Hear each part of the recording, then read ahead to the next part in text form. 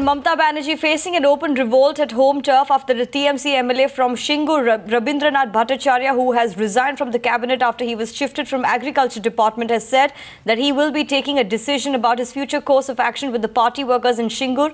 Three-term MLA Bhattacharya also claimed a section of Trinamool leaders were extorting money from different segments, with the top brass turning a blind eye to it. কালকে মমতা মিটিংয়ে বলছে যে